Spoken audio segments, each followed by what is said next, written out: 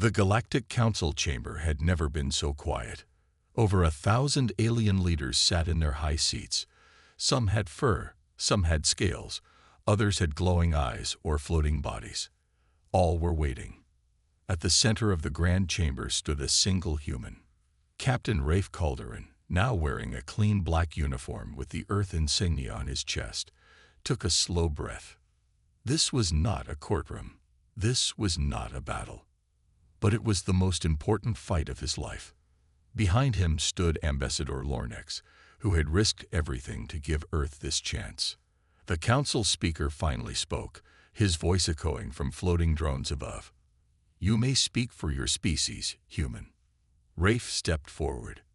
"I come not as a soldier," he said, "but as a man who saw his planet nearly erased without a word." Some council members looked away, ashamed. Others watched with cold eyes. "You say we're dangerous, that we fight too hard, grow too fast, make too many weapons. Maybe that's true." He paused. "But we're more than that. We are builders, explorers, helpers. We've saved planets during supernova storms. We've shared food with species we barely knew. We've offered help even to those who hated us." Rafe pointed toward the giant screens behind him. Footage played. A human astronaut giving oxygen to a dying alien pilot. Human doctors creating medicine to save a species from extinction. Children on Earth welcoming alien refugees with smiles. "We are not perfect," Rafe continued, "but no species is." He turned toward the council. "You judged us without asking who we are. You voted to banish Earth forever. But we came here not to beg. We came to remind you of the truth." In the viewing hall above the chamber, General Elara Knox watched the speech via live feed. Dozens of alien civilians sat beside her, eyes wide, listening closely. The feed was being broadcast to 3,000+ worlds. In alien homes, in schools, in markets, billions of beings watched the humans speak. Some wept, some stayed silent, some felt their hate slowly turn to confusion, and maybe even understanding. Back in the chamber, Velfar rose from his chair. He clapped slowly. "Beautiful words," he said, "but words mean nothing. What you did today was a crime. You invaded the council." Rafe didn't back down. "You're right. We broke rules because you gave us no voice. We acted because you closed every door." He looked around. "I would do it again." Gasps filled the chamber. Velfar sneered. "You prove our fears. You are wild, disobedient." But then, a soft voice spoke from the far corner. "I vote no." Everyone turned. It was Ambassador Thales of the Vayari, a peaceful aquatic race. "I watched the human video," Thales said. "They saved my niece during the asteroid storm. We never knew it was them." Another voice. "I vote no as well." Then another. "Earth helped rebuild my people's spaceports after the pirate wars." More ambassadors stood, one by one. A tide was turning. Up in the viewing hall, Nox closed her eyes. "Come on, just a few more." Velfar looked at the vote screen in shock. New count. Yes, 648. No, 541. Indecid, 55. The numbers were changing fast. He growled, "I demand a halt. This vote is being corrupted." Ambassador Lornex stepped forward calmly. "No, for the first time. It's fair." As the final votes came in, a council drone floated above the chamber. Final decision. The motion to banish Earth has failed. Earth remains a member of the Galactic Union. A new hearing will be scheduled to evaluate past actions. Cheers erupted across the chamber, some loud, some quiet, some filled with relief. Rafe turned to Lornex and nodded. "Thank you," he said. "No," Lornex replied, smiling faintly. "Thank you for reminding us why we need humanity." Back on Earth, cities lit up with celebration. People danced in the streets of New York, Paris, Lagos, and Mumbai. Children pointed to the skies. Fireworks exploded. Earth had not only survived, it had spoken, and the galaxy had listened. But deep inside the council station, in a dark room far from the celebration, Velfar met with a shadowy figure. "We failed," Velfar growled, "but not forever." The figure hissed, "We must prepare the others. Earth will grow stronger. Their spirit cannot be broken." Velfar's eyes narrowed. "Next time, we don't vote. Next time, we crush them before they rise." After the vote, the galaxy celebrated Earth's survival, but not everyone was happy. Deep within the shadows of the Galactic Council, Velfar paced in his private chamber. His silver eyes burned with anger. The defeat had been a blow, but not the end. "We lost this battle," he said, voice low and harsh. "But the war is far from over." His aide, a thin and sharp-eyed alien named Zurek, stepped forward. "What do we do now, Lord Velfar?" Velfar turned, his gaze cold. "We prepare. We gather allies. We find those who still fear humanity. We will strike before they grow stronger." Meanwhile, on Earth, General Ilara Nox was busy. The victory had been sweet, but the work had just begun. In a top-secret bunker, she met with Captain Rafe Calderon and his team. "We won the vote," Nox said firmly. "But Velfar won't stop. We need to build new defenses. Fast." Rafe nodded. "Operation Shadow Phoenix showed we can fight smart. Now, we must be ready for anything." Mira, the AI specialist, added, "I've been working on a new stealth program. It will hide our ships better than ever." Tarek, the sniper, smiled quietly. "Let them come. We'll be ready." Back in the Galactic Council, Velfar met with a secret group called the Shadows, a collection of powerful aliens who opposed Earth's membership. Velfar spoke to the group. "Earth's spirit is strong. They are clever, but they have weaknesses." One shadow member, a tall insectoid named Scylara, said, "Their technology is primitive compared to ours." Another, a reptilian named Carax, nodded. "We can exploit that." Velfar smiled cruelly. "Good. We will use fear, lies, and force." On Earth, Rafe and his team trained harder than ever. They tested new weapons, practiced new strategies, and learned alien languages. Juno, the shapeshifter, watched the stars. "The galaxy thinks we are wild, but we will show them we are wise." Dr. Keiko nodded. "We must prove that Earth is not just strong, but necessary." Meanwhile, Velfar's spies moved through the galaxy. They spread rumors. Humans were cruel conquerors, stealing resources and enslaving worlds. Many systems began to question Earth. The shadows whispered in dark corners, "Prepare for the fall of Earth." But Earth had allies too. Ambassador Lornex worked tirelessly, visiting distant planets, sharing stories of human kindness and bravery. Slowly, doubts about Velfar's plans grew. Some alien worlds began to send help, ships, supplies, and messages of friendship. One night, in a quiet room on Earth, Nox looked at a holographic map of the galaxy. "We have time," she said softly, "but the next war will be harder." Rafe stood beside her. "We won't run. We will fight." And the galaxy watched, waiting for the next move. The jungle was quiet again. The machines were broken.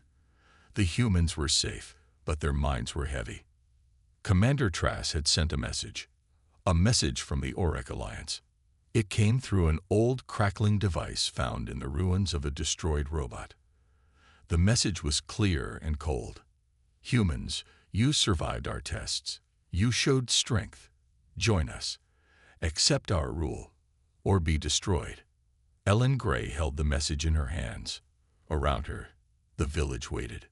Some faces were angry. Some were scared, but all were curious.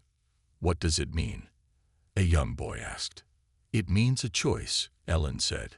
"A choice that will change everything." The humans had two paths. The first was to join the Auric Alliance, to become part of a great empire, to use their technology, to fight for the aliens.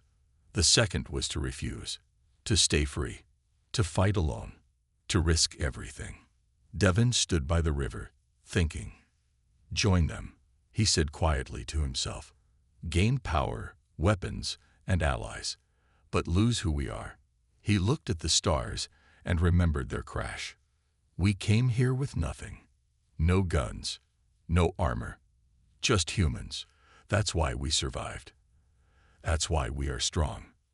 The village gathered in the center, under the largest tree. Ellen spoke to them all. We were left to die, but we lived. We were weak, but we grew strong. They want us to join, but at what cost? She looked around. If we join, we lose our freedom. If we fight, we might die. The crowd was silent. Suddenly, the jungle roared. A new sound, a deep, terrible growl. The humans froze. Out of the shadows, a massive beast appeared, not from the jungle, not from the planet. It was a galactic hunter, a creature the Aurak used to control worlds. Its eyes glowed red. Its claws could tear metal. Its roar shook the ground. But it did not attack. It looked at the humans, and then at the fallen machines. It growled again, but walked away. This is a warning, Ellen said. We are not just fighting aliens or robots. We are fighting the galaxy itself. The message was clear. The humans had to choose. Join the alliance and lose themselves, or fight alone and become legends. The night was long, the decision harder. In the early dawn, Devon stood before the village. I choose to fight, he said, to protect our home, to protect who we are. We are humans. No guns, no armor, but we survive. And we conquer. The village cheered softly, not loud, but with fire in their hearts. The jungle watched silently. The stars shone brightly. The battle for humanity's future was just beginning. Deep in space, the Aurak Alliance held a secret meeting. The failure of the Dravak attack had shocked the galaxy. 20 armed warriors had been defeated by humans with no guns, no armor, and no army. Impossible, one alien general said. It was just luck, another replied. But Commander Trask stayed silent. He had watched every second of the humans' survival. He knew this was no accident. These humans, he said slowly, are not surviving. They are preparing.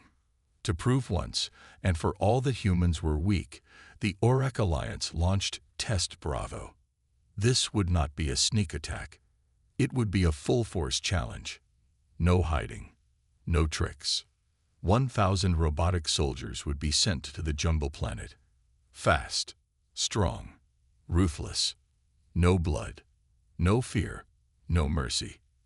Their mission: enter the jungle, find the humans, break them, burn everything. The robots were dropped from space like steel raindrops, slamming into the planet with shaking force. The sky turned red from heat. The ground cracked. The jungle screamed. From their village, the humans saw the skies light up with fire. The earth shook. Trees fell. Animals ran. But the humans didn't panic. They stood ready, calm, silent, focused. Ellen Gray spoke to them. They are not here to kill us. They are here to test us. But they will fail. Because we are not the same humans who crashed here. We are more. We are one. The robot army entered the jungle. They moved fast, slicing trees, crushing rocks, searching for human life. But the jungle had changed, and the robots didn't understand it.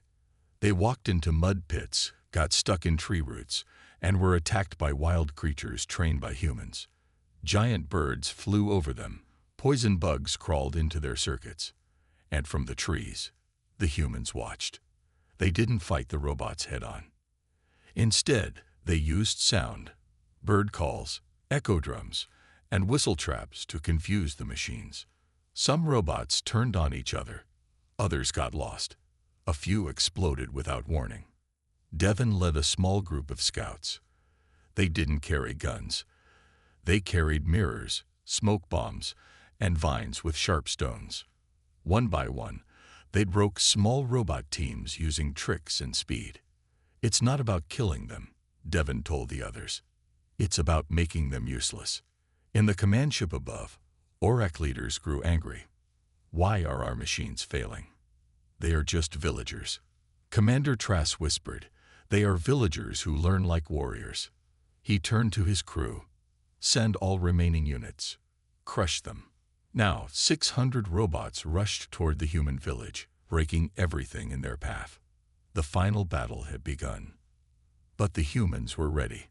They had built the circle, a defense ring made from sharp rocks, logs, mud, and hidden fire traps. When the robots entered, they were slowed, stuck, isolated. Then the jungle lit up. Exploding fruit bombs rained down. Burning oil spread on the ground. Heavy logs fell from trees. Human fighters ran between smoke, attacking robot legs, ripping wires, stealing power cores. A 10-year-old girl, Maya, climbed a robot and dropped mud into its head. The machine sparked and crashed. She smiled.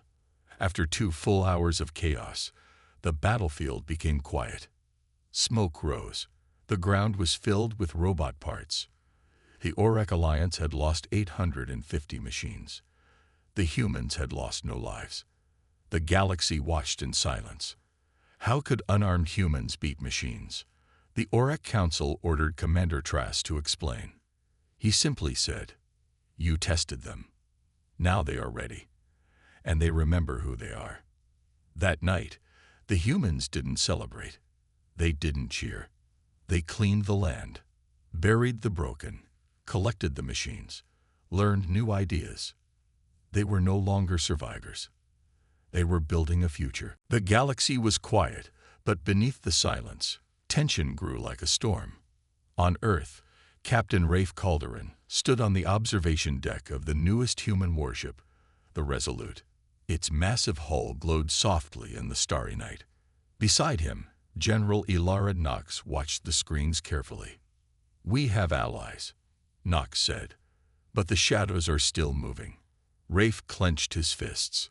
"They want to destroy us before we grow."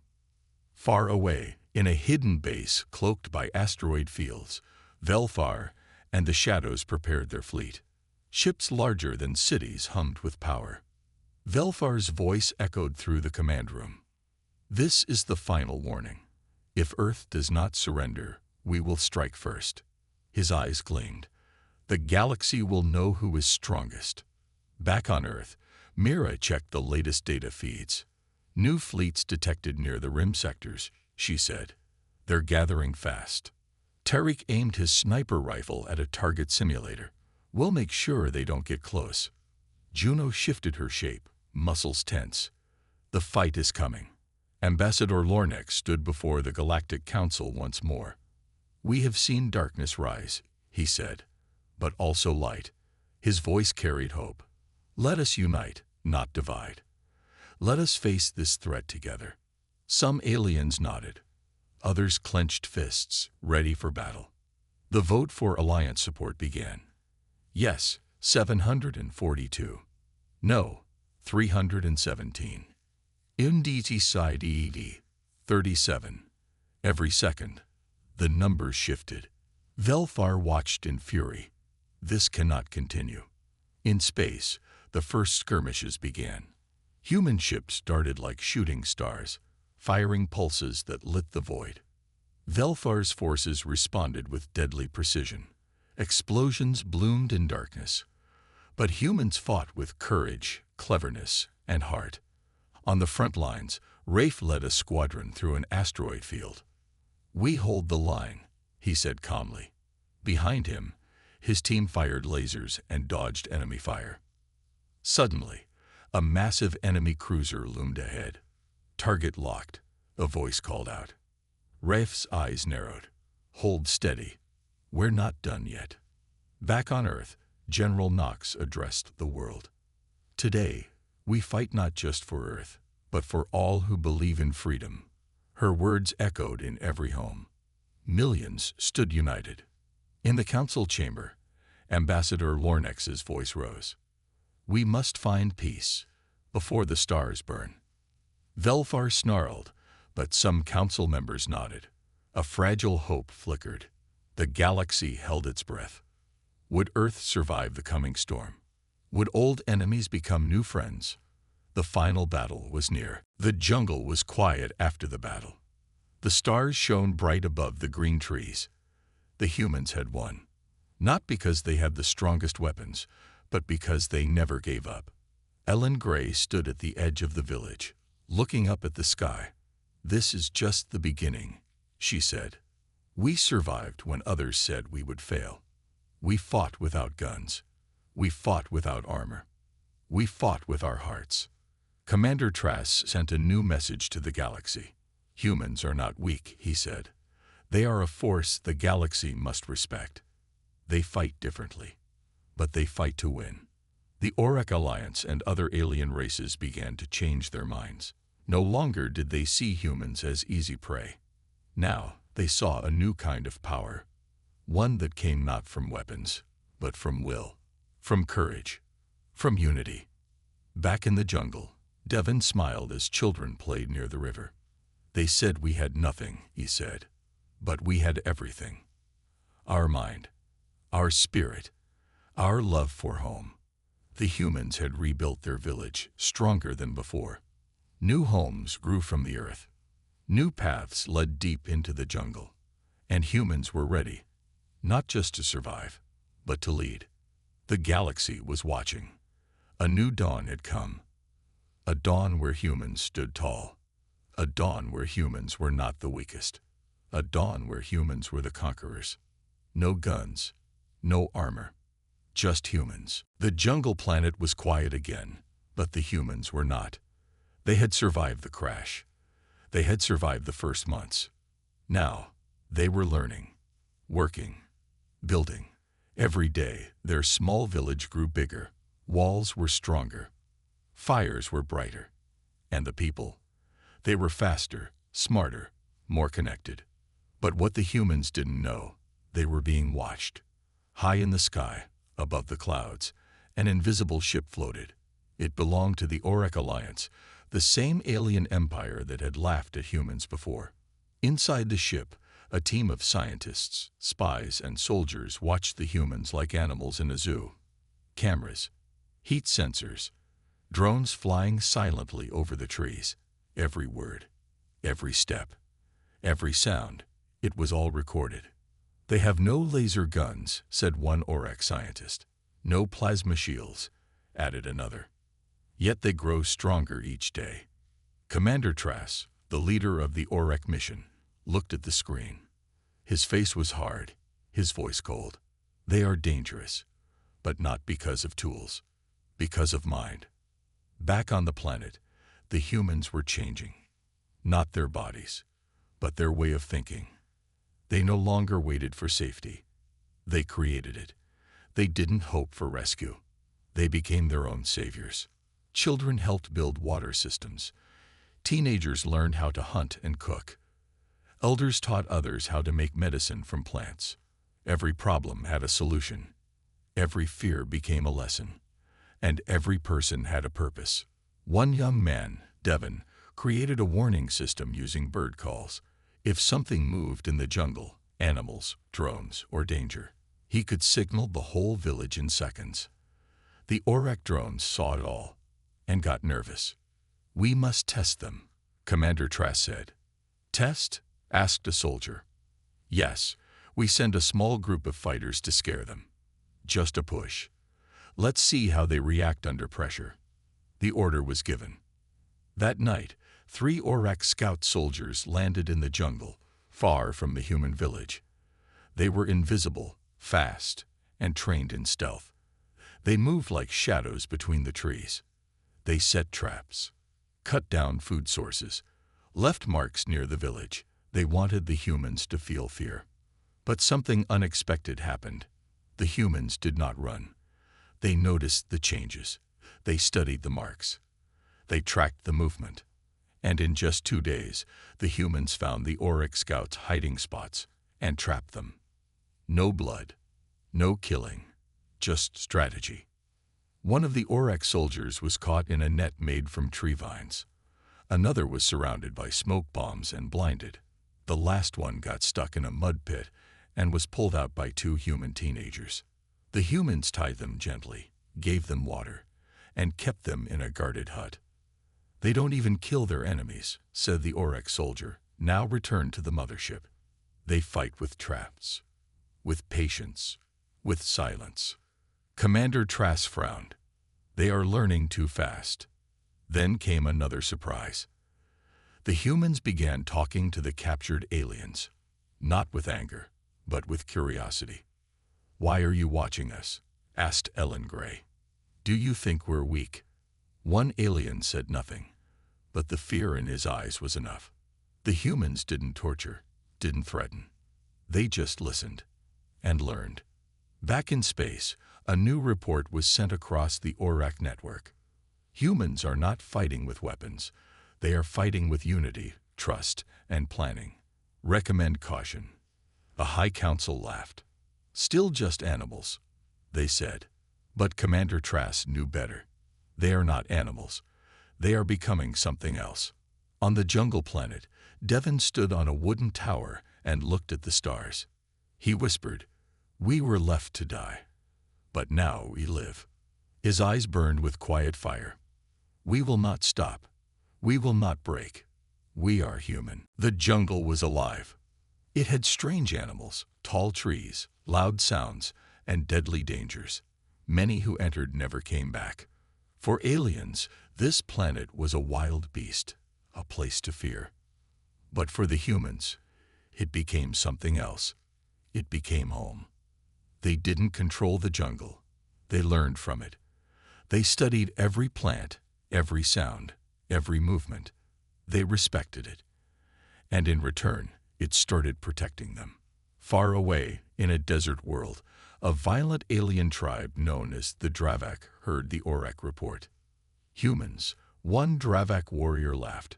"Soft meat with no weapons, no claws." And they captured Orek scouts. His commander growled, "Let us handle them. We'll crush their little camp and show the galaxy who rules." The Dravak weren't scientists or thinkers. They were killers. They believed in strength, blood, and fire. They gathered a group of 20 trained fighters, armed with energy spears and heat armor, and flew to the jungle planet. Their mission was simple: destroy the humans. That night, the humans felt something strange. The animals were quiet. No howling, no bird songs, no wind, just silence. Devon climbed the watchtower. He looked through the trees. "I don't like this," he said. "The jungle feels scared." The humans didn't sleep. They gathered in groups. Ellen Gray gave orders. "Stay close. Trust each other. Let the jungle speak to you." Before sunrise, the attack came. The Dravak dropped from the trees like demons, screaming, running, burning torches in hand. They expected fear, panic, screaming humans. But that's not what they found. They ran into darkness, into fog, into traps. One Dravak stepped on a pressure plate. Boom! A log smashed into his chest. Another got caught in a vine net and was pulled 10 feet into the air. A third chased a human child into the forest and was never seen again. The jungle had become a maze, and the humans were its masters. The Dravak tried to burn the camp, but the humans had already moved, quietly, quickly, and smartly. They left behind fake huts, mirrors, smoke, and hidden pits. Within 1 hour, half the Dravak were lost, injured, or trapped. They started to panic. "These are not villagers," one shouted. "They are shadows." In the center of the forest, a human trap activated. The Dravak leader fell into a pit of black mud and bones. He looked up and saw wooden faces standing above. But they weren't masks. They were humans, silent, calm, holding only spears made from bone and fire. The leader screamed, "You have no weapons. How are you winning?" Ellen Gray stepped forward and said softly, "Because we fight with the jungle.